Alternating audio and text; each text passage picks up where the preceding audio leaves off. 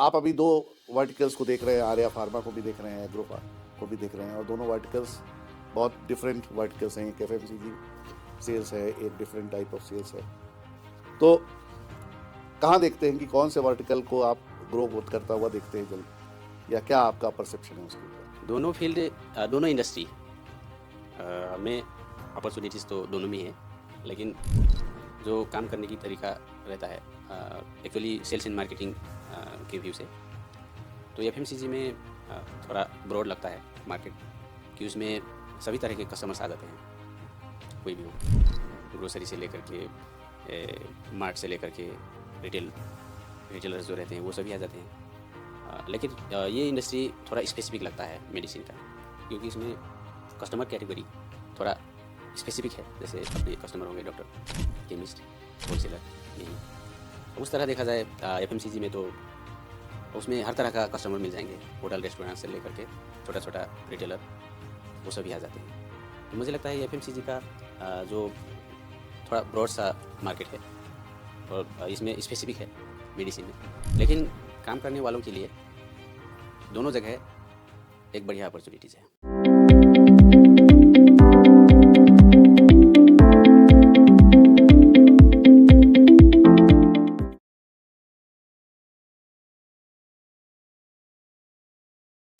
Welcome to Hello Doc. Today, the word is so much engraved into various types of diseases, problems, and everybody is running around doctors, medical colleges, nursing homes. But still, the people are not getting what they want. And that is why the medical fraternity has a very important role. So, Aya Pharma Lab brings in this program what actually the doctors are going to offer to the common man. That is our motto with this program of Hello Doc.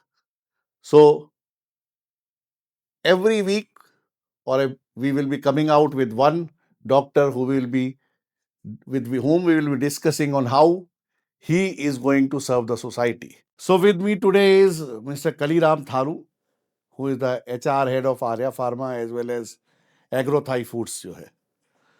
सो शुरुआत करेंगे कली sir से जानने की कि कैसे उनका journey शुरू हुआ, और आज जब वो सेल्स से एचआर में शिफ्ट हुए तो क्या पैराडिग्म शिफ्ट उन्होंने देखा है इंडस्ट्री में? सभी को नमस्कार। मैंने ये industry actually sales and marketing से शुरू किया था इन 2068, लमसम 13-14 साल पहले। तो एज अ मार्केटिंग रिप्रेजेंटेटिव से शुरुआत किया था, नेपालगंज हेडक्वार्टर। तो लमसम 7 इयर्स मैंने उस फील्ड में काम किया, एज अ रिप्रेजेंटेटिव 6 इयर्स, और उसके बाद फिर 1 year as a manager, area manager. तो मैं 4 हेडक्वार्टर देखता था। नेपालगंज से कवरिंग करता था धनगढ़ी, और उसके बाद दांग और बुटवल। तो 2075 में मैं काठमांडू शिफ्ट हो गया।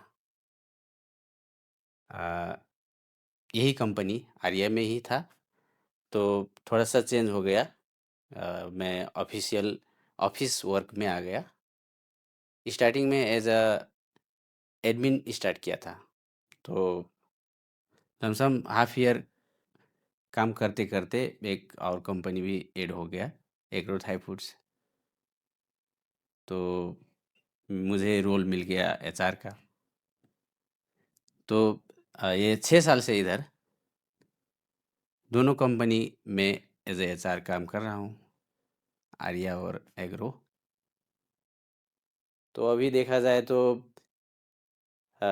मार्केटिंग टीम कुल मिला के आर्या 150 और एग्रो 250, कुल मिला के 400 स्टाफ, ग्राउंड लेवल से टॉप लेवल तक सभी का जो है एज ए एचआर वो काम कर रहा हूँ। तो मेरे लिए वो सेल्स एंड मार्केटिंग वाला एक्सपीरियंस बहुत काम आया इस काम में भी, एज एच आर, क्योंकि एचआर पॉलिसी बनाते वक्त या कोई पॉलिसी इम्प्लीमेंट करते वक्त वो वाला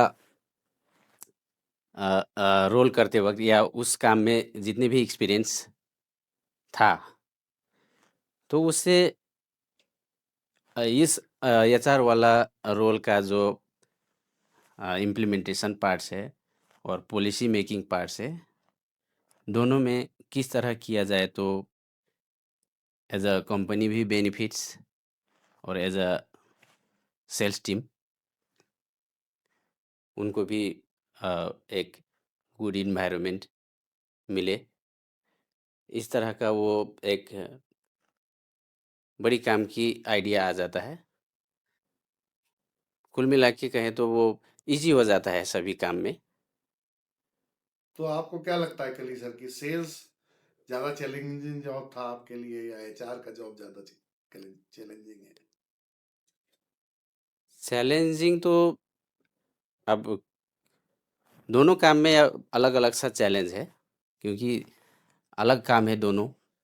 सेल्स का काम, मार्केटिंग का काम अलग तरह का है और उससे एचआर का काम थोड़ा डिफरेंस है, लेकिन चैलेंज तो दोनों काम में ही है।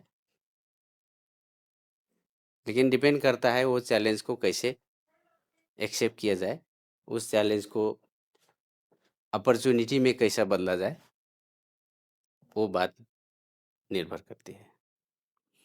तो क्या दिखता है आपको आने वाले समय में अपॉर्चुनिटी या फ्यूचर जो है? दोनों फील्ड में बहुत बढ़िया अपॉर्चुनिटीज़ है। सेल्स एंड मार्केटिंग में मैंने जो कहा था कि रिप्रेजेंटेटिव के लेवल से काम शुरुआत किया था, तो बाद में मैनेजर भी हो गया प्रमोशन हो करके। वो यहाँ भी एज ए एडमिन ज्वाइन किया था, शिफ्ट हुआ था, यूँ समझ लीजिए। तो वह अभी एचआर काम कर रहा हूँ। इसी ऊपर भी कई रोल्स हैं जो वो एक अपॉर्चुनिटी है। तो अपना कामकाज का स्किल, क्वालिटी उसमें डिपेंड करता है कि आप कितने तक ग्रोथ ले सकते हैं, वही बात है। तो दोनों में अपॉर्चुनिटीज़ है। तो अगर आपको आगे एक मौका दिया जाए कि आप फिर से सेल्स में जाना चाहेंगे या एचआर में कंटिन्यू करेंगे तो क्या करेंगे आप? ऐसा है, वो दोनों काम अपनी अपनी जगह बढ़िया है, वैल्यूएबल है, रिस्पेक्टफुल है, दोनों में चैलेंज भी है। उसमें मैं कर सकता हूँ, अगर मुझे कोई ऑफ़र आया, बढ़िया सा ऑफ़र आया, बढ़िया पोजीशन में, सेल्स एंड मार्केटिंग में भी, तो कर सकते हैं। तो कल ही सर, एक तो ये हो गया कि आपका अपना फ्यूचर बैकग्राउंड जो भी है, आपने क्या बात किया, तो आप अभी दो वर्टिकल्स को देख रहे हैं, आर्या फार्मा को भी देख रहे हैं, एग्रोफा को भी देख रहे हैं, और दोनों वर्टिकल्स बहुत डिफरेंट वर्टिकल्स हैं। एक एफएमसीजी सेल्स है, एक डिफरेंट टाइप ऑफ सेल्स है। तो कहाँ देखते हैं कि कौन से वर्टिकल को आप ग्रो करता हुआ देखते हैं जल्द, या क्या आपका परसेप्शन है उसके ऊपर? दोनों फील्ड, दोनों इंडस्ट्री में अपॉर्चुनिटीज़ तो दोनों में ही है, लेकिन जो काम करने की तरीका रहता है,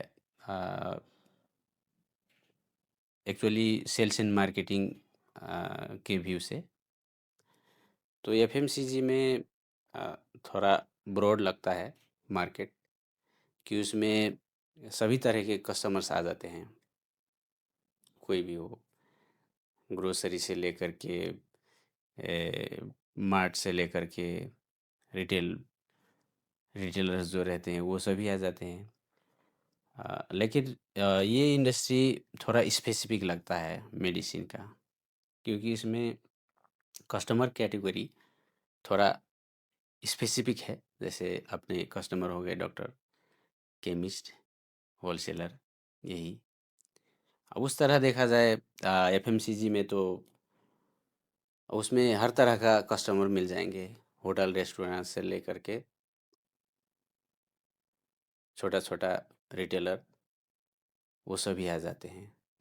तो मुझे लगता है ये एफएमसीजी का जो अ, थोड़ा ब्रॉड सा मार्केट है, और इसमें स्पेसिफिक है मेडिसिन में, लेकिन काम करने वालों के लिए दोनों जगह एक बढ़िया अपॉर्चुनिटीज है।